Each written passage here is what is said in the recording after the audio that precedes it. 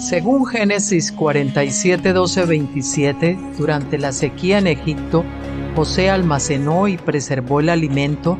Para subsistir, la gente tuvo que venderlo todo y, al fin, incluso a sí mismos. Ese es el precio de vencer. Así es en este tiempo del fin, donde conseguir el alimento para entrar al reino y conquistar nuestra tierra, que es Cristo, formado en nosotros, nos costará renunciar a todo, incluso a nuestra propia vida. Pero a cambio de nuestro todo, tendremos su todo y reinaremos con él. Con ustedes, José.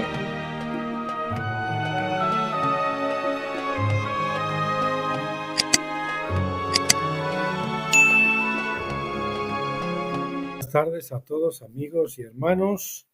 21 de noviembre del 2025, las 5:22, y vamos a ver si acabamos la semana juntos, anunciando como siempre lo primero, lo que veremos el lunes próximo, Dios mediante.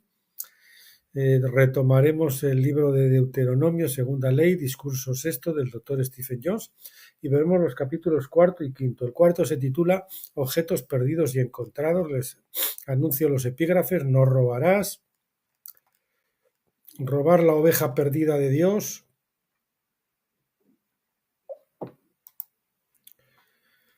seguimos.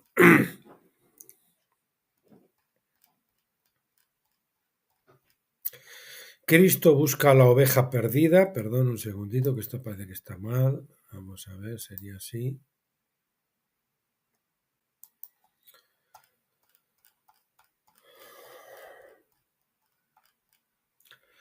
El cuidado de la oveja perdida. Y bueno, nos vamos al capítulo quinto, que se titula Tratamiento humano de los animales. Dios es un Dios que es un Dios bueno y amoroso, incluso hasta con los animales, y se preocupa por ellos. Pero es un ecologista racional y sabio, ¿no? No como los que hay ahora, que le dan más importancia a los animales que a los hombres, ¿no?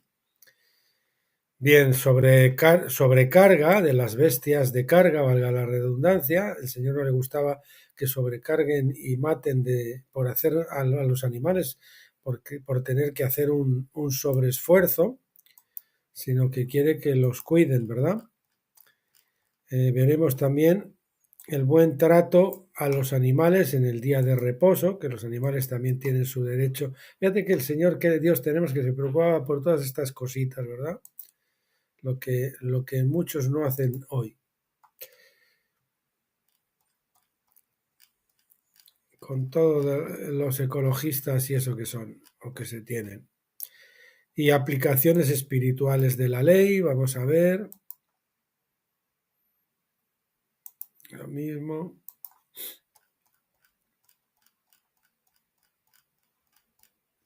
Bien, y ahí sería. Luego tendríamos ya el capítulo sexto, que ese será para la próxima. Bueno, pues eso es lo que veremos, Dios mediante, para el lunes próximo.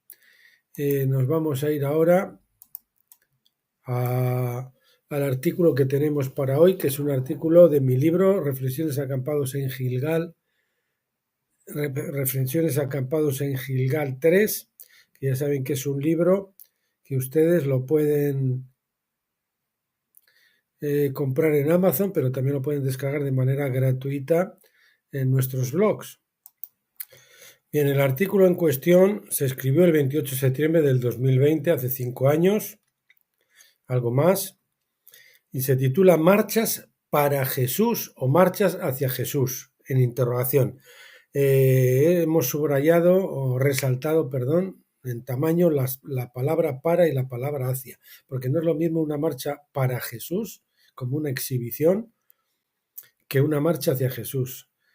Bueno, este es un artículo que primero les voy a contar un poquito la historia para que tengan el contexto, aunque luego algo se repetirá también de esa historia a la lectura del artículo, porque es algo que fue vivencial, ¿no?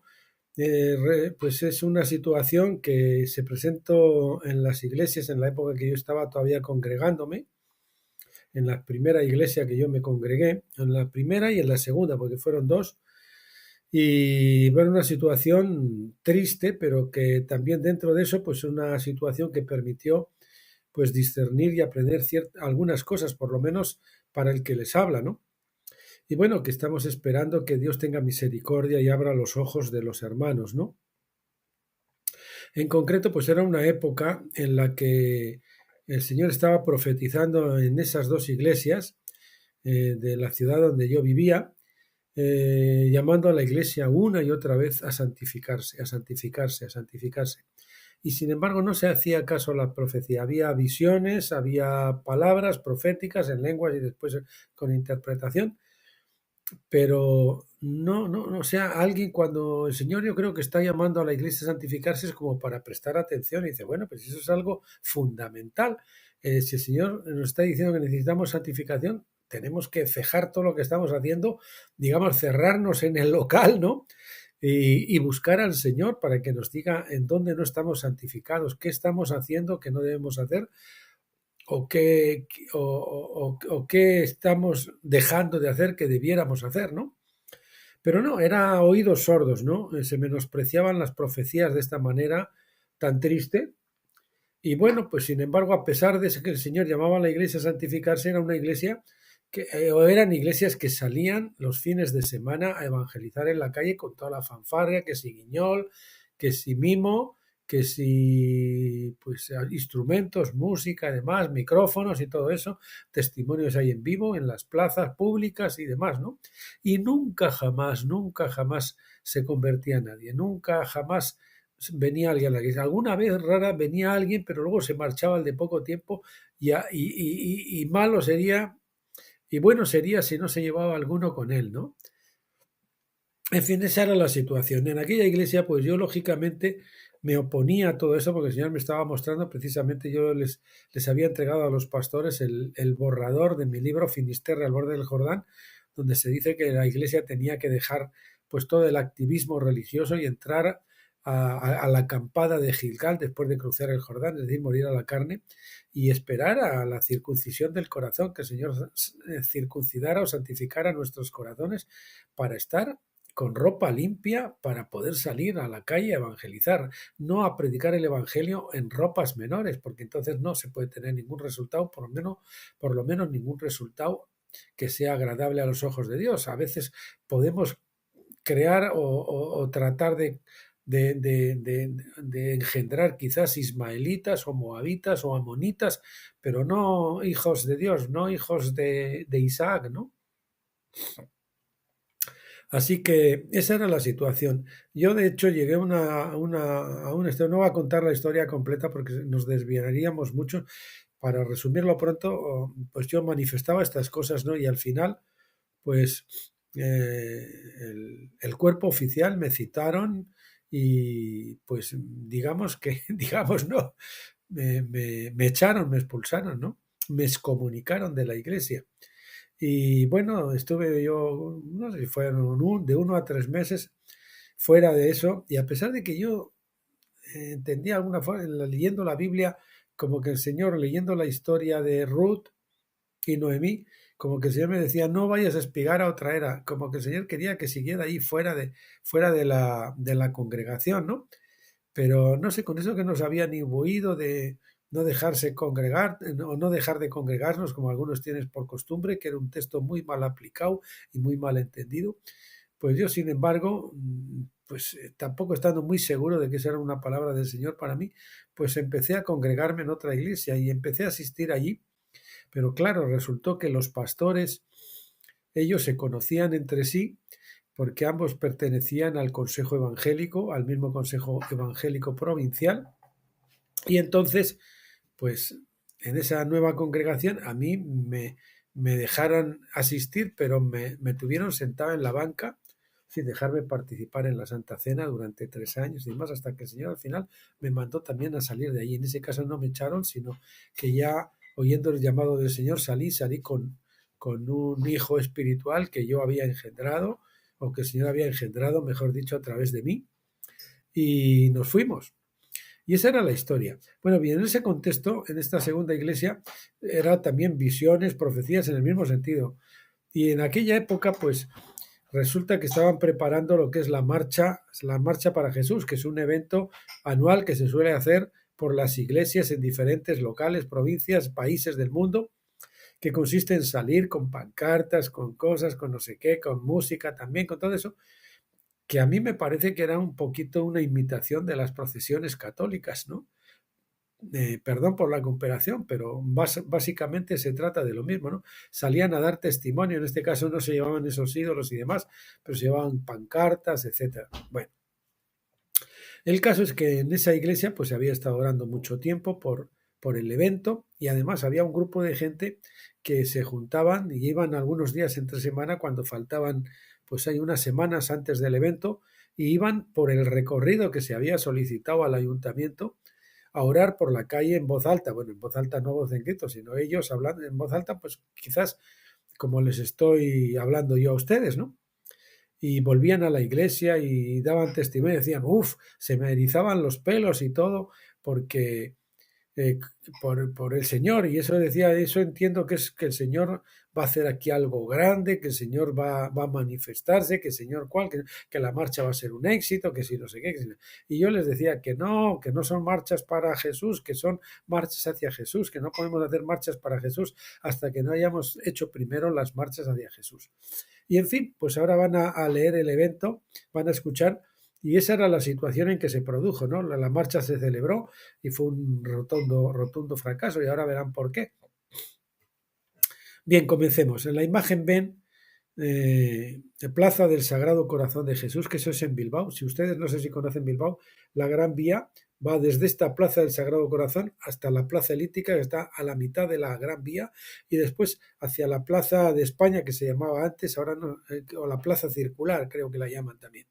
Y bueno, es ir como del sur hacia el norte, ¿no? Ese era el recorrido que habían solicitado, de la Plaza Moyúa hacia la Plaza Circular, que era, digamos, lo que le llaman la milla de oro de la Gran Vía de Bilbao, la calle más importante, están todas las franquicias de moda y de todo eso, ¿no?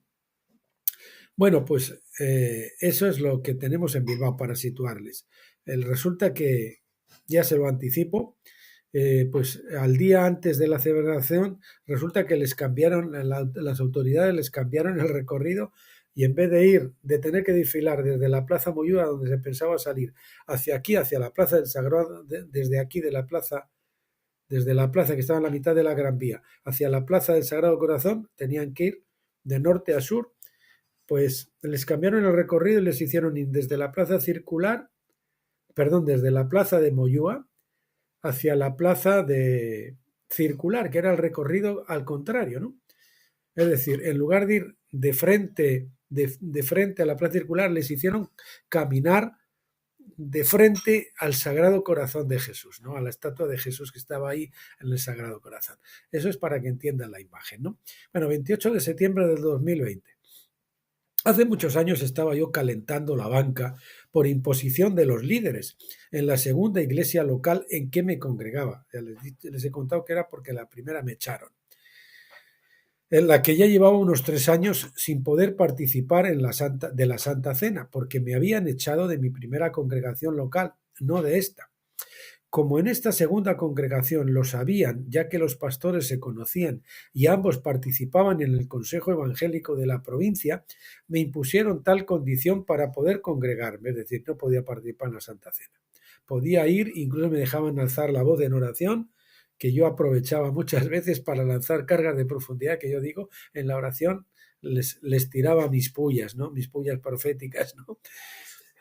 Y bueno, pues resulta que al final,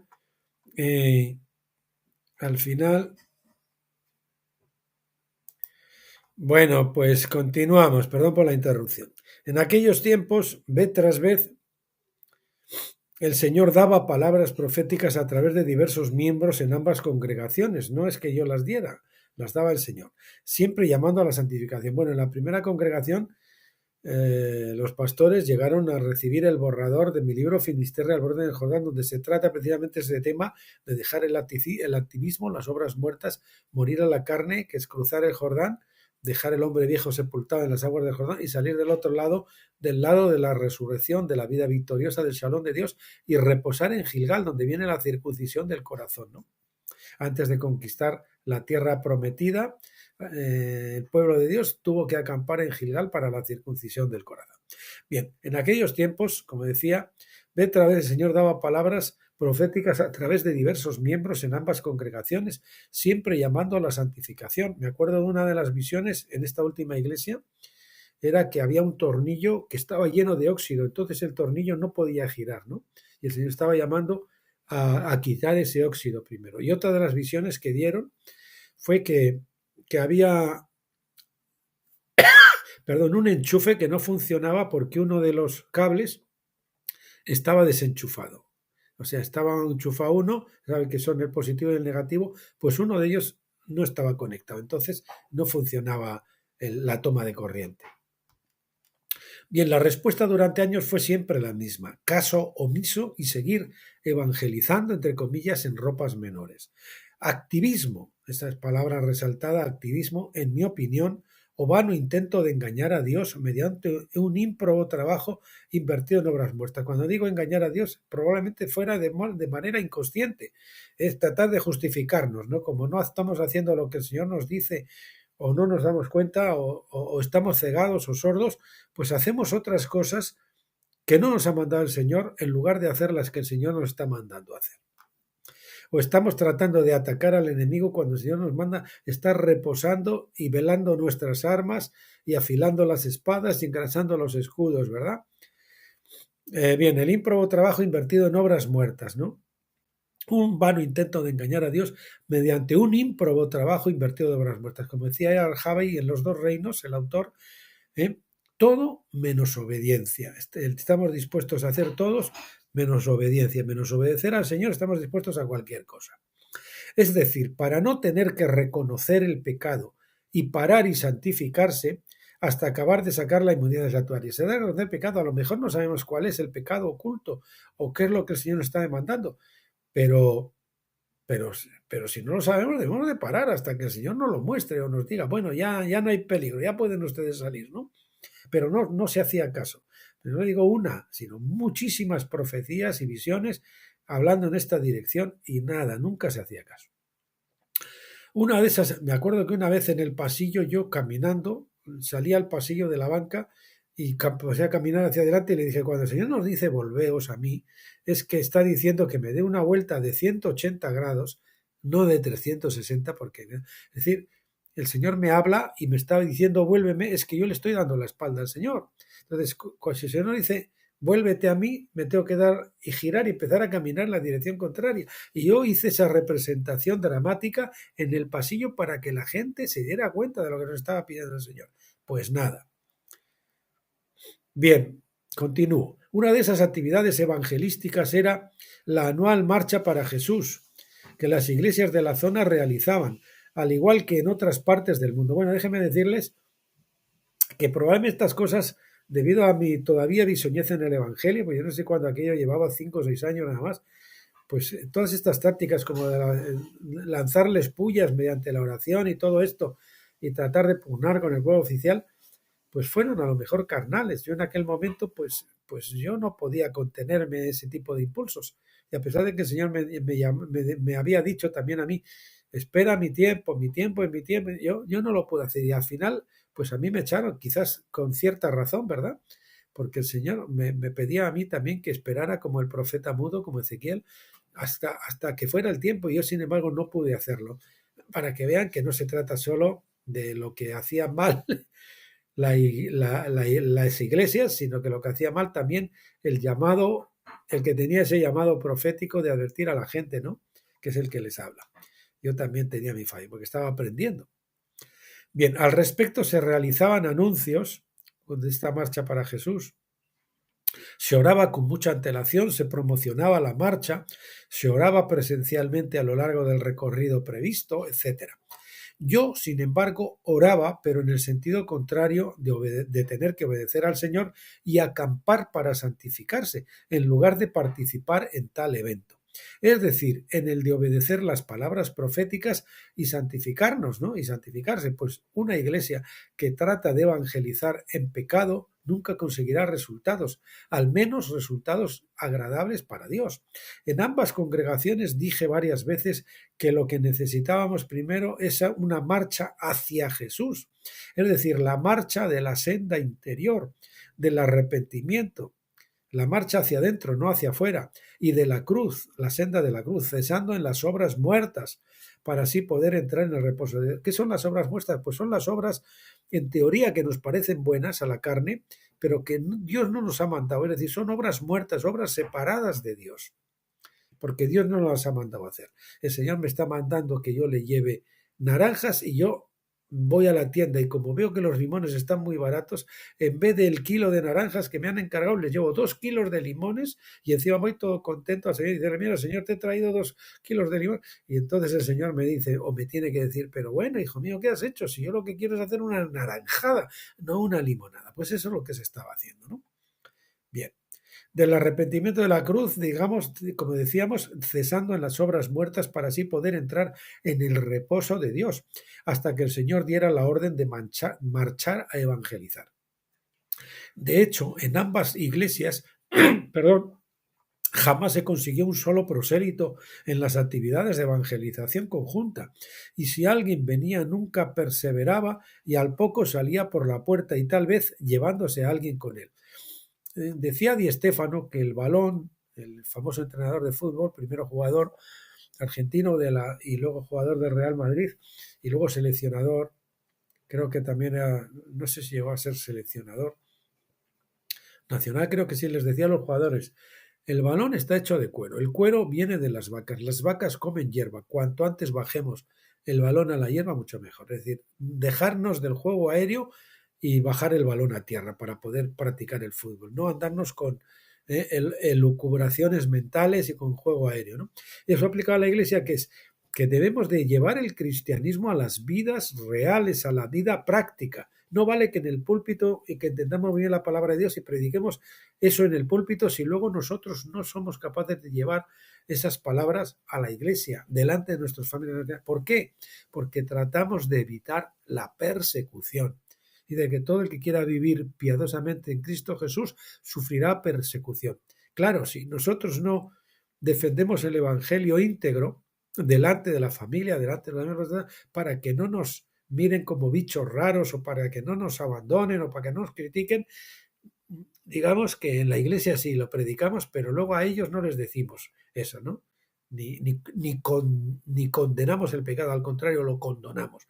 Y claro, ¿eso por qué lo hacemos? Pues consciente o inconscientemente lo hacemos para evitar la persecución, para evitar problemas que puede traer el Evangelio. Pero el Evangelio siempre, si se vive piadosamente, va a traernos la persecución. Esa es la señal, la marca de la casa de que estamos andando correctamente. Si no, estamos sufriendo persecución de los miembros de la iglesia, de los miembros de nuestra familia natural, de los amigos, del mundo en general, es que no estamos haciendo lo correcto. Que se pasa la prueba del algodón, ¿no? Se decía, si usted pasa el algodón, había un anuncio en la televisión que llamaba de Don Limpio, creo, un producto de estos de droguería para limpiar los azulejos del baño, de la cocina y demás. Decía, la prueba del algodón es que después de usted ha limpiado tiene que pasar un algodón blanco por la pared y si se mancha el algodón es que no sirve, que la limpieza no está bien hecha. Pues la prueba de algodón para ver si estamos bien es que tenemos que haber sufrido persecución. Si no, es que somos cristianos light y por eso no nos persigue nadie. Bien. Conversiones, si alguna hubo, se trató de algún caso raro, fruto de la evangelización personal de algún miembro digno que el Señor podía usar, o a través de medios con los que Dios tenía que puentear a las iglesias, que Él no podía usar por estar en desorden espiritualmente, como la campaña del libro Fuerza para Vivir, de la Fundación Arthur de Moss. Digo esto porque a mí el Señor me trajo o me dio esa revelación, ¿no? Señor, ¿qué pasa que tú no puedes usar a esta iglesia? ¿En qué condiciones está la iglesia? Que tú no la puedes usar y para llegar a las almas que te necesitan, a las que tú quieres salvar, tienes que usar campañas ajenas de una fundación como Arthur de Moss. Este era un hombre que tenía una compañía de seguros, un hombre multimillonario. Saben que en Estados Unidos no son los bancos los que tienen las compañías de seguros, sino que son las compañías de seguros las que tienen bancos. Y este hombre dejó su fortuna para evangelizar. Y una de las actividades que hacía en sus actividades estas es pagar esas campañas, que había un libro de Fuerza a Vivir donde aparecían locutores de radio, aparecía Donaldo, no sé cómo se llamaba, un jugador de fútbol que era evangélico, y una doctora, etcétera, etcétera, miembros destacados en España con sus testimonios, un libro breve, muy sencillo, que el Señor usó para llegar a muchas personas. Yo conozco a una que al final se hizo mi discípulo, y me acuerdo que una vez que yo fui a hacerle a él una encuesta por motivos de trabajo, pues resulta que me sacó ese libro y esto no tiene nada que ver con esto, ¿no? Y me salió el libro y digo, pues claro que sí. Entonces yo me di cuenta cómo el Señor estaba usando esas campañas de televisión, de prensa, de radio y demás, que se daban completamente las pagados por esta fundación y regalando ese libro, miles y miles de libros. El libro se titulaba Fuerza para Vivir, algunos la recordarán, para que esto hace ya pues 30 y pico de años, ¿no? Pero algunos seguro que la recordarán, por ejemplo, gente de mi edad por lo menos. Y el Señor, qué triste, ¿no? Que el Señor tenga que puentear a las iglesias de ahí porque no están en condiciones y tengan que usar métodos externos o exteriores a otras personas de fuera y esas campañas para llegar a la gente que necesite, que se está ahogando en el pecado, en la necesidad y que el Señor quiere salvar, ¿no? Pues esa era la situación tétrica, ¿no? Recuerdo que algunos hermanos visitaban el previsto recorrido inicial de la marcha, orando al respecto por varios días. Una vez una hermana dio testimonio de que hasta se le erizaban los pelos mientras caminaba orando en voz alta todo el trazado y que sentía aquello era testimonio del agrado del Señor al respecto y un presagio de que algo grande iba a ocurrir el día de la marcha, ¿no? Justo el día anterior, la marcha era, no sé si era un sábado, pues o un domingo, no sé, pues el día anterior, la víspera, justo la víspera, cuando ya no había tiempo para hacer otras cosas ni para orar al repente, pues va las autoridades del Ayuntamiento de Bilbao y les cambian el recorrido. En vez de ir, como les dije antes, de aquí hasta aquí, pues fue ir desde aquí hasta allá. En fin, les cambió completamente, ¿no? Un recorrido inverso, de la Plaza Moyúa a la Plaza del Sagrado Corazón, en lugar del previsto que era de la Plaza Moyúa, que está en el centro de la Gran Vía, a la Plaza de España, que era lo que ellos tenían previsto. Cuando me enteré de que ellos se vieron forzados por las autoridades a marchar sobre un recorrido por el que no se había orado ni caminado previamente, justo de espaldas al previsto de sur a norte y de cara hacia la estatua de Jesús de norte a sur, fíjate, el Señor les mandó, no caminéis dándome la espalda, sino caminar hacia mí, que estoy aquí, no estoy en la plaza circular, yo estoy aquí en la plaza del Sagrado Corazón de Jesús. Yo lo vi con una claridad tremenda, ¿no? Todavía sigo convencido de que eso era del Señor totalmente. Bien. Digo, supe en mi espíritu que el Señor estaba confirmando mi discernimiento de que lo que a Él le gustaría era una marcha hacia Jesús y también de su rechazo de cualquier marcha de impenitentes, ahí está el problema, para Jesús. Quizás cuando ya no somos impenitentes, sino que es una iglesia circuncidada de corazón, santificada y que obedece al Señor, y cuando el Señor manda salir, sale, pues entonces el Señor a lo mejor sí se agradaría, intervendría y haría grandes cosas y habría grandes conversiones, como cuando en Pentecostés, por ejemplo, o cosas así, ¿no? Esperamos que esos días están a la puerta. Por supuesto, el resultado de tal actividad, como el de tantas y tantas similares realizadas por una iglesia en paños menores, fue nulo. ¿Se dieron por aludidos? Nunca jamás. Y eso que yo me encargué de interpretarles el porqué de dicho cambio de recorrido por parte de las autoridades civiles. Una vez más, los hombres de guerra, como dice Josué 5 del 4 al 6, se negaron a deponer las armas y a caer, es decir, a morir en el desierto de Pentecostés, condición previa para poder cruzar el Jordán y entrar en la tierra prometida de tabernáculos, ¿verdad? Y prefirieron abundar en su contumacia, es decir, no, ellos, nosotros somos muy buenos, nosotros estamos muy bien, no hay resultados, pero la culpa no es nuestra, la culpa es del Señor que no quiere ayudarnos, que no quiere intervenir. Esa es la lectura que deberíamos de hacer, ¿no? Bien. Contumacia que tristemente aún persiste más de 25 años cuando yo escribí esto. Ahora ya en noviembre, en esta fecha del 2025, pues 30 años. Todavía las iglesias siguen en esa tónica. Bueno, pues eso es lo que teníamos para hoy, queridos amigos y hermanos.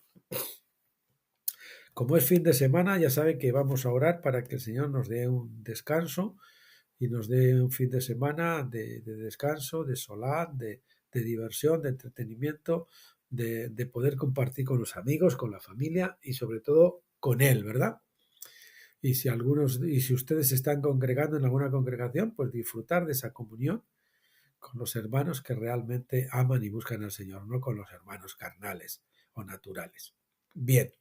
Y sobre todo después de este artículo, por lo que tenemos que orar es, Señor, por la iglesia laodicense que necesite a colirio, garrafones de colirio, para que tú tengas misericordia y abras los ojos y se den cuenta de que antes de hacer marchas para Jesús, se deben realizar marchas hacia Jesús, que la iglesia debe parar en Gilgal y santificarse, circuncidarse de corazón, y entonces podremos ir a conquistar Jai y conquistar Jericó y lo que venga por delante y vencer a los gigantes con el poder tremendo del Señor Jesús. Bueno, pues mis queridos amigos y hermanos, dicho esto y emplazándoles hasta el lunes, como siempre, pásenlo bien.